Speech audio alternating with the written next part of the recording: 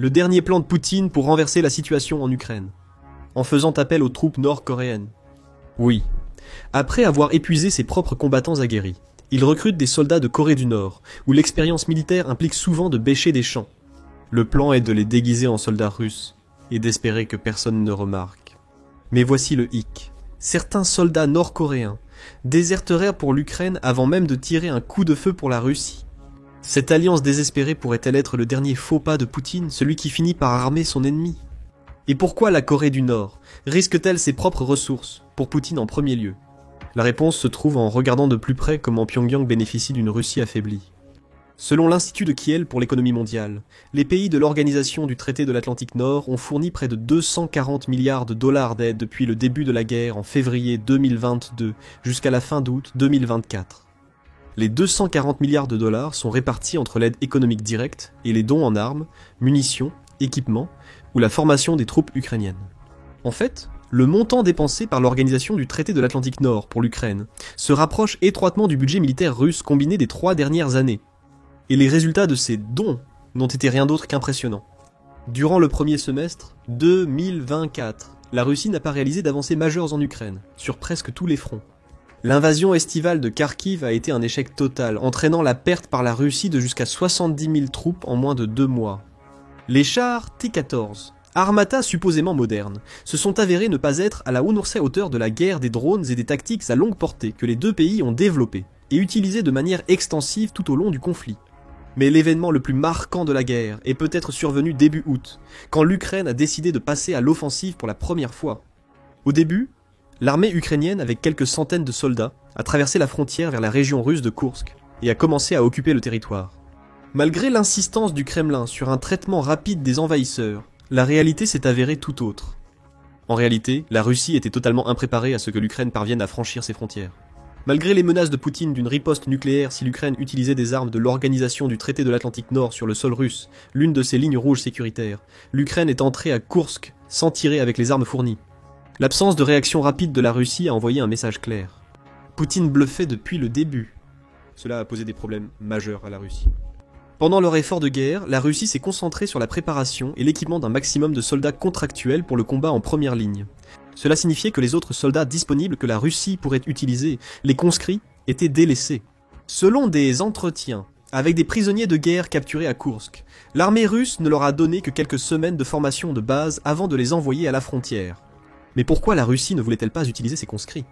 Après tout, le système de service obligatoire du pays a amené environ 130 000 conscrits par an sur un système rotatif de 6 mois. La réponse réside dans la loi russe.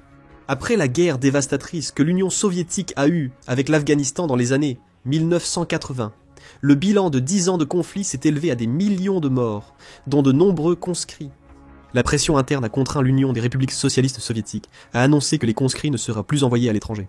La Russie a gardé la loi après la chute de l'Union des républiques socialistes soviétiques. Cela signifie que peu importe le nombre de conscrits que l'armée russe possède, leur rôle est purement défensif.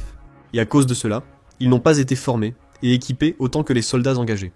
Ce fait a conduit la Russie à lancer une contre-offensive sur Koursk environ 1 mois après l'invasion ukrainienne initiale, bien trop peu et trop tard.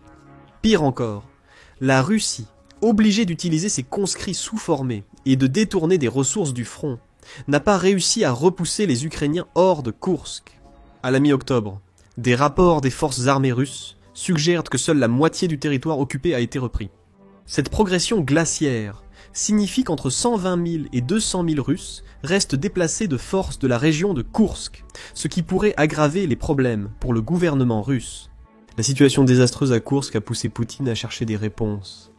Une solution possible était d'essayer de faire appel à d'autres pays pour les aider plus directement. C'est précisément là que les Nord-Coréens entrent en jeu.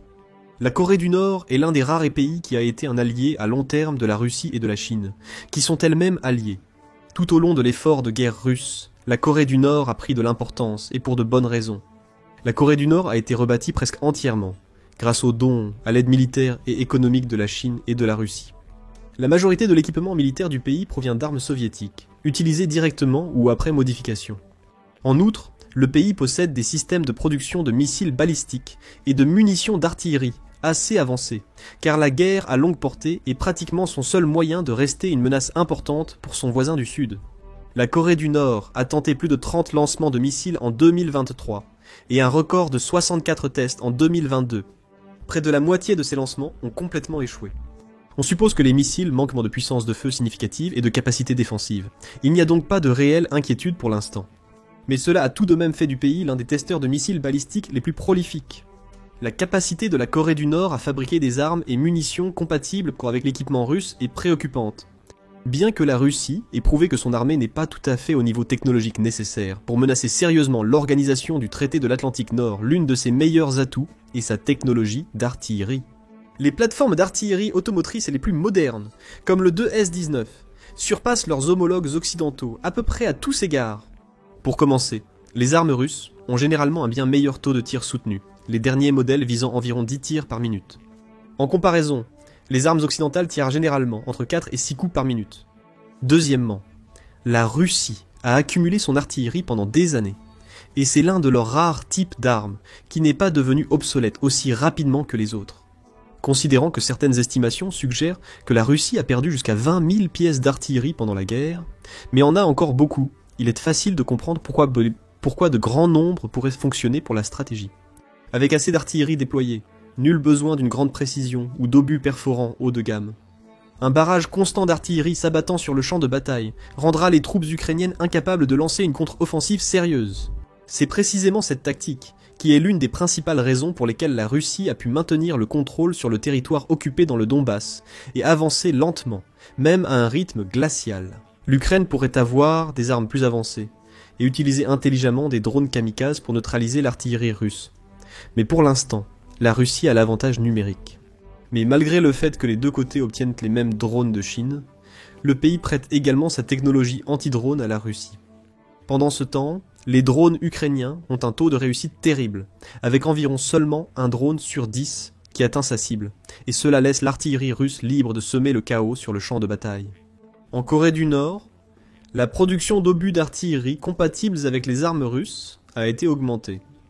Un rapport sud-coréen de février 2024 suggérait que la Corée du Nord aurait pu envoyer à la Russie jusqu'à 9 millions d'obus d'artillerie de 152 mm au cours des 6 mois précédents, et il n'y a aucune raison de croire que ce commerce a cessé, ou qu'il n'y a pas d'envoi à la Russie qui n'avait pas été comptabilisé auparavant.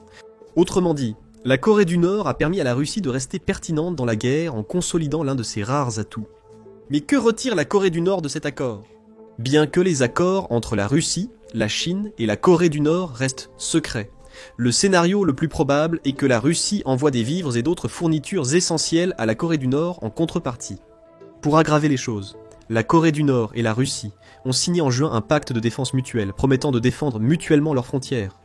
À l'époque, ce conflit était mineur dans les actualités mondiales, car aucun des deux pays n'était réellement menacé sur son territoire.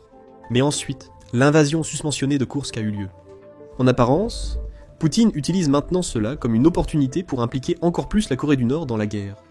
Un rapport sud-coréen du 15 octobre a suggéré que 3000 soldats nord-coréens ont été aperçus en train d'être transférés vers la Russie, probablement pour y être déployés. Un rapport ultérieur des services de renseignement ukrainiens a porté le nombre de troupes à 10 000. Des rapports suggèrent que le premier lot de troupes nord-coréennes pourrait atteindre 12 000. Et où toutes ces personnes vont-elles être déployées ? Oui, vous l'avez deviné, Koursk. Avec Poutine insistant sur le fait que l'invasion signifie que le territoire russe est menacé, plutôt que d'invoquer l'une de ses lignes rouges, qu'il dit justifier l'utilisation d'armes nucléaires, l'emploi de la Corée du Nord semble être une solution intermédiaire. Une infusion de 50 000 soldats ou plus à Koursk permettrait à l'armée russe d'obtenir un répit des combats dans cette région. La Russie envisage d'utiliser des troupes nord-coréennes pour défendre ces régions frontalières. Ce plan présente quelques défauts majeurs, mais discutons d'abord de l'état réel des troupes que la Corée du Nord envoie en Russie. L'une des façons dont la Corée du Nord a pu représenter une menace militaire pour la Corée du Sud au cours des dernières décennies était due aux exigences de service militaire obligatoire franchement excessives du pays. Les hommes nord-coréens sont tenus de servir dans l'armée nationale pendant jusqu'à 8 ans, tandis que les femmes servent pendant 5 ans. Ces exigences sont une amélioration comparée à l'époque où les hommes devaient servir dans l'armée pendant une décennie entière. La conscription obligatoire signifie que la Corée du Nord maintient une armée permanente d'environ 1 300 000 soldats, ce qui est pratiquement équivalent aux forces armées américaines en termes de main-d'œuvre. De plus, certains rapports suggèrent que la Corée du Nord peut conscrire environ 8 millions de personnes dans l'armée à court préavis, en cas de conflit à grande échelle. Ces chiffres indiquent que les 10 000 à 12 000 troupes que la Corée du Nord a envoyées en Russie, jusqu'à présent, sont pratiquement une goutte d'eau par rapport à ce qu'elle pourrait envoyer. Cela implique que la Russie pourrait recevoir un nombre croissant de soldats avec le temps. Mais, comme mentionné, cela pose quelques problèmes. Bien que la Corée du Nord ait une grande armée permanente, elle est basée sur les pratiques soviétiques et son équipement est supposé être des décennies derrière les armées occidentales, modernes ou même russes. Malgré que la Corée du Nord et du Sud soient techniquement en guerre, les combats ont pris fin en 1953 avec la signature de l'armistice de la guerre de Corée. Par la suite, la Corée du Nord s'est progressivement isolée du monde, limitant ses relations à ses plus proches alliés comme la Chine et la Russie. Par conséquent, l'armée du pays n'a aucune expérience de combat réel, et les seules personnes dans le pays qui en avaient sont mortes il y a longtemps. Cela signifie que même si les soldats que la Corée du Nord envoie en Russie sont la crème de son armée, cette barre est si basse que les soldats ne sont pas susceptibles de se débrouiller beaucoup mieux que les conscrits russes de toute façon. Des transfuges nord-coréens en Corée du Sud affirment que le soldat moyen souffre de pénuries alimentaires, de malnutrition et peut-être d'un manque de formation au combat moderne. De plus, les soldats nord-coréens envoyés ne parlent probablement pas russe, langue principalement utilisée dans l'armée russe. Cela crée une barrière de communication potentiellement insurmontable entre eux et les forces russes téléclates natives. Les rapports sur les mouvements de la Corée du Nord suggèrent qu'environ 500 officiers et 3 généraux ont rejoint les troupes. De plus, le renseignement ukrainien, interceptant la communication russe, suggère qu'il devrait y avoir un interprète et 3 officiers pour 30 soldats que la Corée du Nord envoie. Ils sont susceptibles de jouer le rôle d'intermédiaire entre les forces terrestres des deux pays. Mais comme vous l'avez peut-être remarqué, le nombre de troupes en mouvement et le nombre d'officiers signalés ne correspondent pas aux renseignements, et il n'est fait mention d'aucun interprète civil ou même militaire dans aucun des rapports de la Corée du Sud ou de l'Ukraine sur les mouvements de troupes.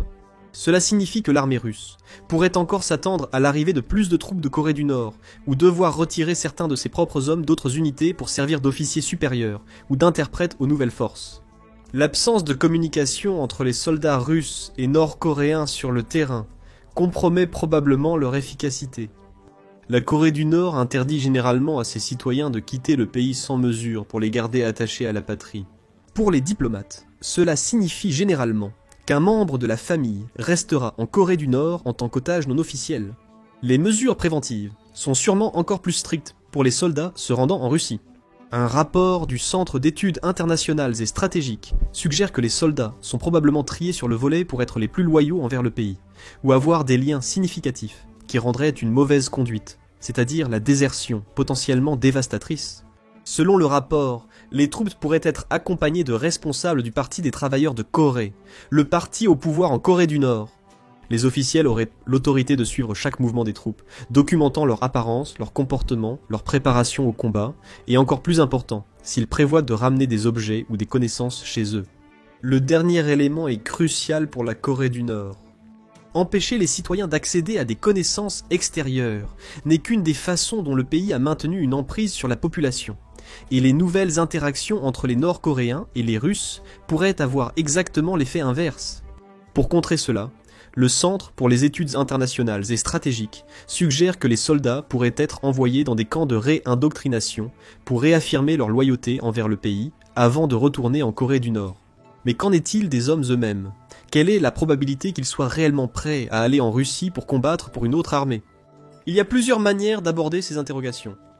Comme mentionné, il y a une forte possibilité que les soldats envoyés en Russie soient parmi les plus loyaux et capables, ce qui les rend relativement sûrs de rester dans l'armée et de rentrer chez eux s'ils ne meurent pas dans le processus, ce qui est plus probable.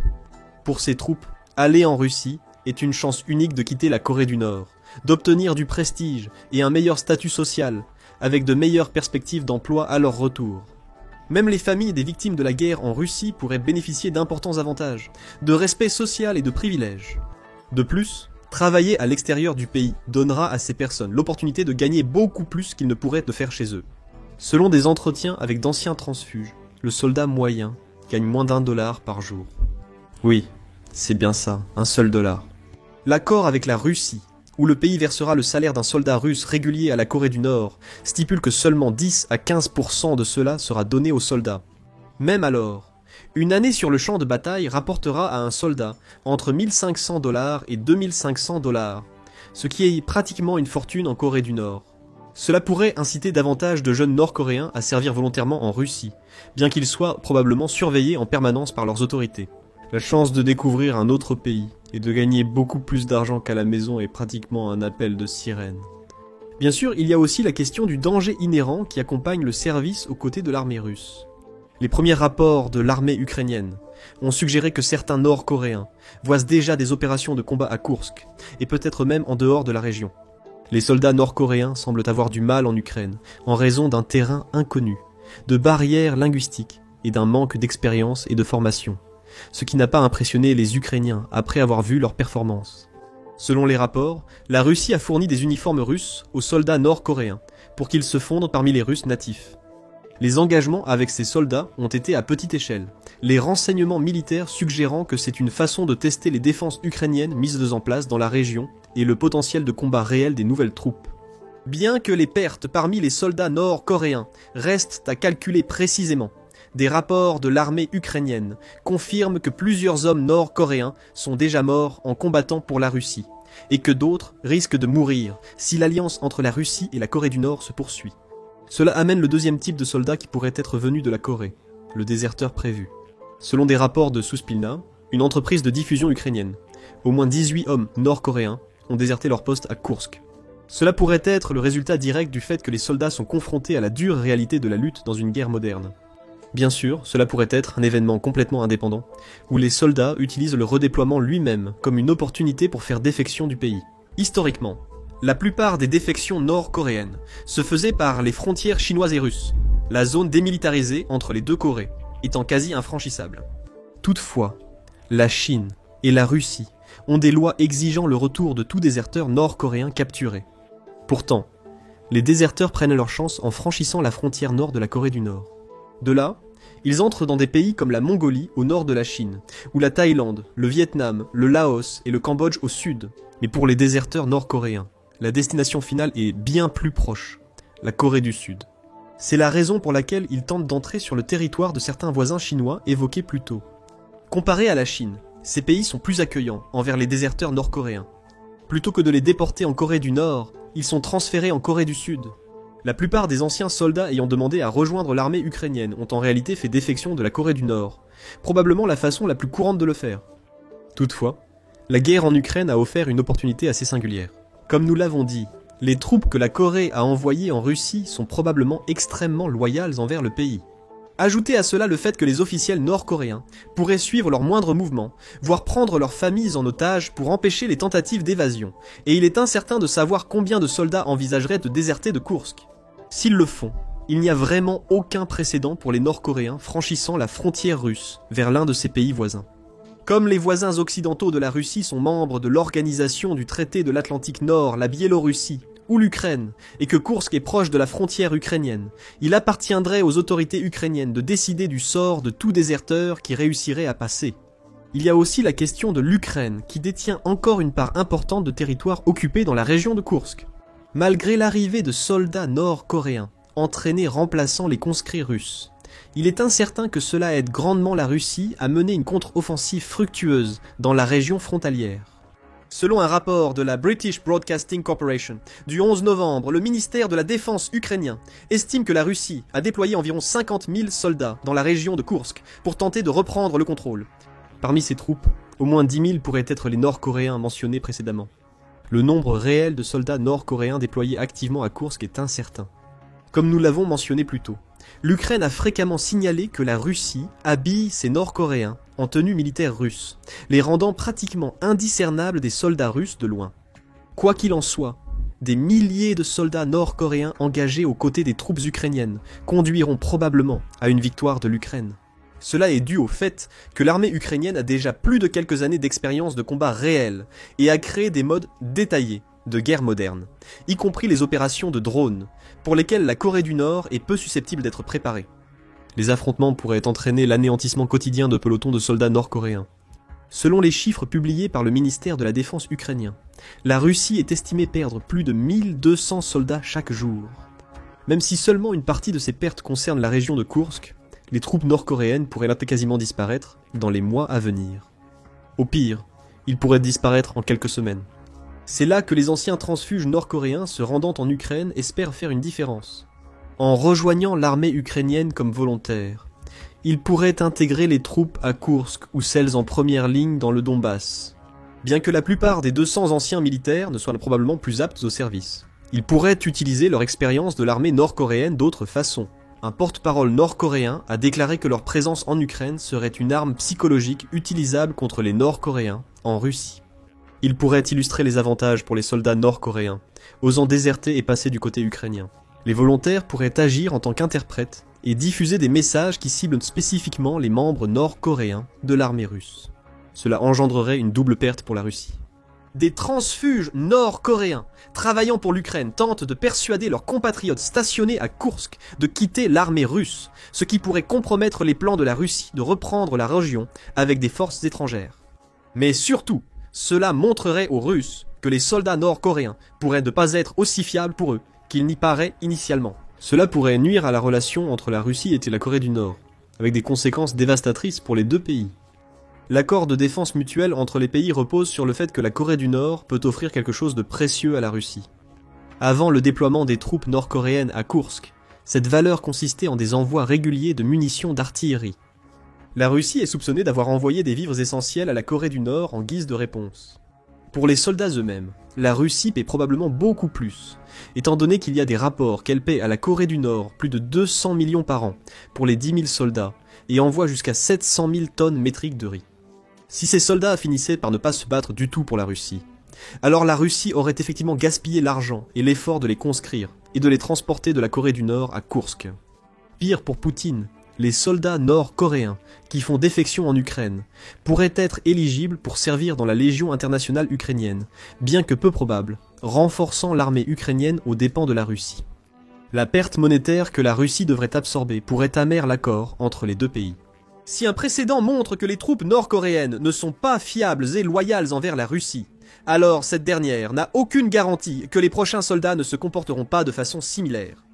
Ainsi, ces investissements en Corée du Nord pourraient être redirigés ailleurs. Cela s'explique par le fait que l'économie russe travaille pratiquement en heures supplémentaires pour financer la guerre, ayant perdu ses connexions commerciales avec la majorité du monde après l'invasion. Ses autres partenaires majeurs sont en Asie centrale et au Moyen-Orient, ce dernier ayant ses problèmes dans le conflit actuel Israël-Hamas-Hezbollah. Mais l'aspect le plus important de la défection des Nord-Coréens de Russie serait la perte de réputation dévastatrice que subiraient les deux pays. La Corée du Nord, avec sa technologie croissante de missiles balistiques et sa militarisation extrême, fait des vagues dans la géopolitique mondiale. Mais le pays a été protégé par des alliances, avec la Russie et la Chine. Si le Kremlin juge son investissement en Corée du Nord peu fructueux, même si celle-ci respecte l'accord de défense mutuelle, une partie de l'alliance pourrait prendre fin. La situation avec la Chine n'est guère meilleure. La Chine est restée un allié discret de la Russie durant les 2 dernières années et demie. Elle a aidé la Russie à réduire l'impact des sanctions occidentales et a vraisemblablement fourni illégalement une technologie essentielle pour maintenir la production d'armements modernes russes. Cependant, sur la scène publique, la Chine n'a officiellement ni condamné ni apporté son soutien au plan de la Russie. La Chine a soutenu définitivement la Russie une seule fois, en proposant un accord de paix ou de cessez-le-feu audacieux, permettant à la Russie de conserver le territoire occupé dans le Donbass, probablement inacceptable pour l'Ukraine.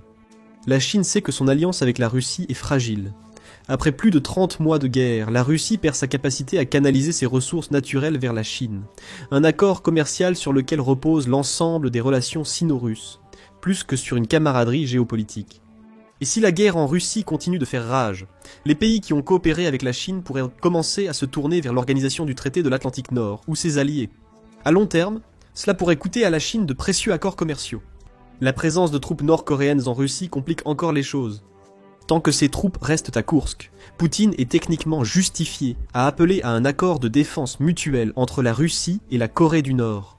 Cependant, si l'armée russe commet une erreur et déploie des soldats nord-coréens sur les lignes de front dans le Donbass, cela reviendrait à rien de moins que la Corée du Nord déclarant également une guerre agressive contre l'Ukraine.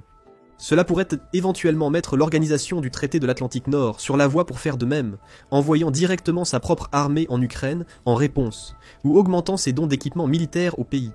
Si la Russie ne joue pas cela prudemment, elle pourrait involontairement entraîner à la fois la Corée du Nord et la Chine dans une guerre non seulement avec l'Ukraine, mais aussi avec l'organisation du traité de l'Atlantique Nord et ses divers alliés. La Chine n'est probablement pas prête pour cela, surtout avec une Russie déjà affaiblie par une guerre prolongée.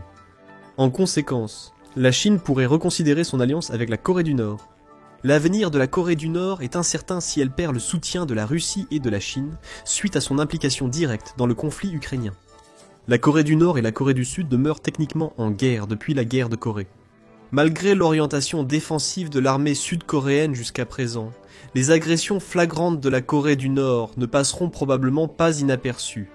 L'envoi de 10 000 soldats par la Corée du Nord dans un pays lointain ne peut être vu que comme une agression. L'armée nord-coréenne a également récemment bombardé 2 grandes routes, qui reliaient autrefois le nord et le sud de la péninsule coréenne, tentant encore de se séparer de la Corée du Sud, en la déclarant comme un État hostile. L'armée sud-coréenne a considéré comme largement supérieure à celle de la Corée du Nord en termes de guerre conventionnelle. L'armée est fréquemment classée parmi les 10 plus puissantes au monde. Ce classement élevé est dû en partie aux alliances Boketchians avec les États-Unis, qui ont permis au pays de moderniser son industrie de défense nationale récemment. La Corée du Sud est ainsi devenue le 9e plus grand exportateur d'armes mondiales. L'essentiel des efforts de développement militaire du pays est consacré à la création d'une force défensive insurmontable, stimulée par le fait que Pyongyang et Séoul ne sont qu'à 120 miles l'un de l'autre. L'armée de la Corée du Sud compte moins de personnel actif, mais probablement plus de réservistes, car elle a une exigence de service militaire obligatoire, similaire à celle de la Corée du Nord, bien que la durée du service soit plus courte. Un éventuel renouvellement de la guerre de Corée verrait l'armée sud-coréenne en infériorité numérique, mais avec un avantage technologique clair en matière de guerre conventionnelle. Bien sûr, il y a des inquiétudes que la Corée du Nord ait développé des armes nucléaires, surtout compte tenu de sa propension à effectuer des dizaines de tests de missiles chaque année. La Corée du Sud n'a pas d'armes nucléaires, et dépend des États-Unis pour sa protection nucléaire, des systèmes de dissuasion nucléaire pour sa défense. Cependant, les récents changements aux États-Unis, la politique étrangère, qui risque de s'éloigner de la Corée du Sud avec le retour du président élu Donald Trump en janvier, pourrait signifier que la Corée du Sud envisage de développer ses propres armes nucléaires. Cela signifierait que la Chine verrait un autre pays nucléaire à proximité, la dissuadant davantage de soutenir ouvertement la Corée du Nord. Tous ces facteurs combinés rendent la perspective des Nord-Coréens stationnés en Russie dangereuse. Premièrement, les soldats pourraient être tués sans impact significatif à Koursk ou dans les régions proches du front du Donbass. En résumé, ils seraient sacrifiés inutilement. Deuxièmement, l'alliance entre la Russie et la Corée du Nord pourrait être tendue si l'armée de cette dernière s'avère peu utile à la Russie. Cela pourrait conduire à des précédents dangereux, où la Corée du Sud se sentirait encouragée à utiliser son armée, ou à renforcer encore plus ses arsenaux défensifs en prévision d'un nouveau conflit sur la péninsule coréenne. Troisièmement, la situation de la Chine est de plus en plus précaire. Ses alliés font des vagues dans la géopolitique mondiale, mais le pays n'est pas encore assez puissant pour rivaliser avec l'influence et la puissance militaire des États-Unis. Quatrièmement, l'envoi de troupes nord-coréennes en Russie pourrait pousser l'organisation du traité de l'Atlantique Nord à adopter une attitude plus agressive dans son soutien à l'Ukraine, mettant rapidement fin aux tentatives russes de gagner du terrain dans le Donbass. Malgré tout cela, c'est essentiellement à l'Ukraine de décider si elle accepte les volontaires nord-coréens défectueux de Corée du Sud. Si ces nouvelles additions font une différence à Koursk en faisant directement défection aux soldats nord-coréens de Russie, cela pourrait déclencher une série d'événements qui tourneraient la guerre en faveur de l'Ukraine et nuiraient à la réputation de la Russie et de la Chine sur la scène géopolitique mondiale. Il pourrait faire une réelle différence en sauvant potentiellement des milliers de vies. Qu'en pensez-vous ? Comment la relation entre la Corée du Nord, la Russie et l'Ukraine va-t-elle évoluer à la lumière de ces événements ? Donnez-nous votre avis dans les commentaires, et merci d'avoir regardé. Allez maintenant vérifier. Est-ce que la Corée du Nord entraîne ses soldats en Ukraine pour la guerre avec la Corée du Sud ? Ou cliquez sur cette autre vidéo à la place.